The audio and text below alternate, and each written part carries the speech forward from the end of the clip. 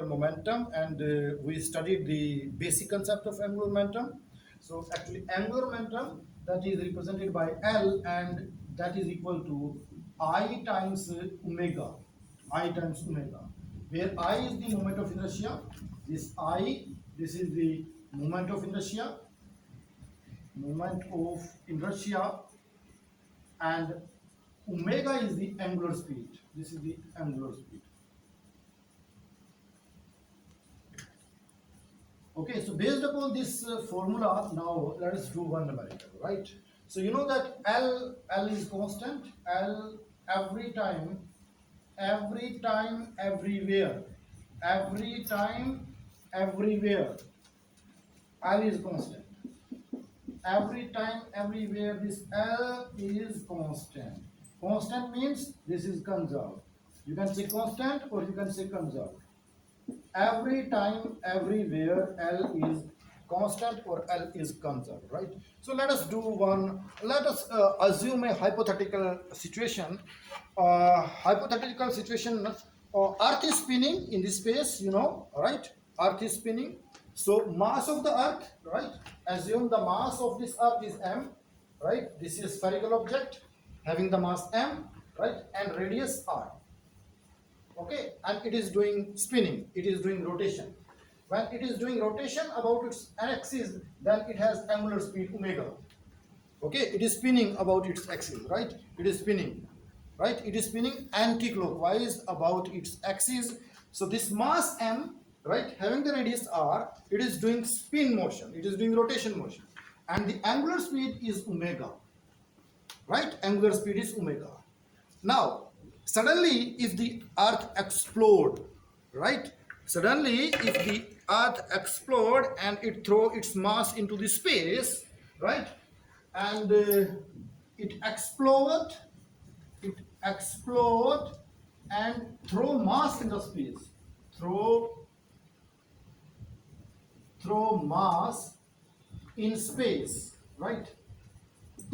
And when it throw mass in space, so the leftover mass, right? Leftover mass, that is m by 10 of its original mass, right? M by 10 of its original mass, and the leftover radius is r by 20 of its original radius, right? Again, the question is clear, right? We have Earth of mass m, radius r, angular speed omega, because it is spinning about its axis with angular speed omega, and accidentally suppose it explode, right, and throw mass in the space, and the leftover mass, when certain mass is thrown in the space, right, so the leftover mass, this is the leftover mass, this is the leftover radius. Okay, so with this leftover mass and leftover radius, what will be the new angular speed? What will be the new spinning speed? Okay, so calculate the new spinning speed or new rotational speed. Okay, clear? Question is clear? So the mass of the earth is m, the radius of the earth is r, and it is doing spin motion, and that spin is omega, that is angular speed, right? So this omega is angular speed. Okay, and you know for earth it is 1670 kilometer per hour, right? This is the spin speed, right? So now if the earth explodes through mass in the space and the leftover mass is m by 10 of its original mass, the leftover radius is r by 20 of its original radius. So with this mass and with this radius, calculate omega new omega we have to calculate, right? So how we can calculate it? By using the concept of conservation of angular momentum, right? So by applying the concept of conservation of applying the concept of conservation of angular momentum, we can solve this problem. Okay, so angular momentum before the explosion, angular momentum before the explosion, that should equal to angular momentum after the explosion.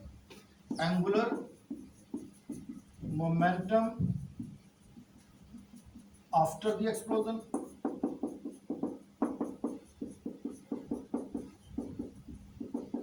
Okay, so angular momentum before the explosion. Angular momentum is written by L. So angular momentum before the explosion. Okay, that should equal to angular momentum after the explosion. Clear? Right? Angular momentum L that is represented by L. So L before the explosion, L after the explosion. Right? Now what is L? L is equal to I times omega.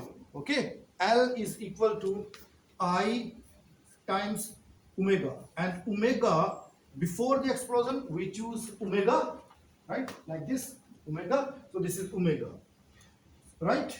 And angular momentum after the explosion, so I times that will be omega nu. We have to calculate this omega nu.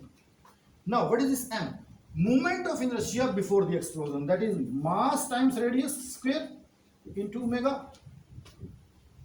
Okay, now earth is a sphere, right? So the moment of inertia of a sphere, that is 2 by 5 mass of the earth, radius of the earth sphere. Clear?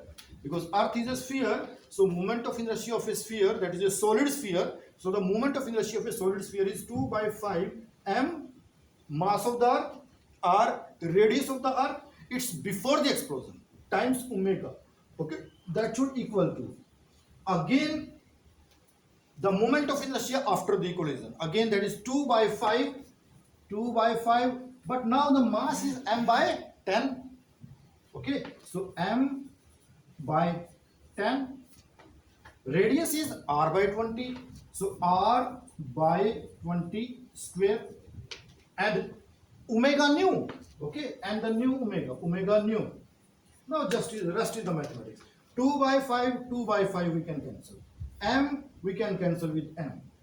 R square we can cancel with the r square, right? So now what is left, I am writing here. So this omega, right?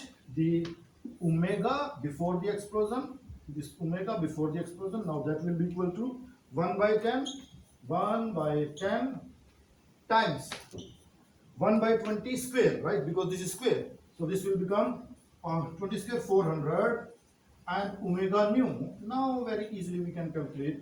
So omega, the omega before the explosion, that will be equal to 1 by 4000, and this is omega nu. So we are interested in omega nu. So omega nu, that will be equal to 4000 times old omega, right? It means if earth explodes through mass in the space, and the leftover mass is m by 10, the leftover radius is r by 10, so it means the angular speed of the new earth with m by 10 mass and r by 20 radius, that will be 4000 times greater than the old angular speed. And the old angular speed is 1670. If we multiply this with 4000, then we will get the new angular speed, right? So this is the question. If this type of situation happens, so it means the spinning speed of that planet or spinning speed of that star, right? This is happening in the space, right? Many stars, they just explode, they do supernova explosion, right? In that supernova explosion, they throw mass in the space. So now with the residual mass or with the residual radius, the remaining mass or the remaining radius, now they attain a new angular speed, right? And that new angular speed, that is even greater than the previous angular speed, right? So it means as the mass reduces, as the radius reduces, as the mass reduces, as the radius reduces, so the spin speed of that star or the rotational speed of that star, that increases, right? So you have to do this mathematics to solve those problems. Okay, done.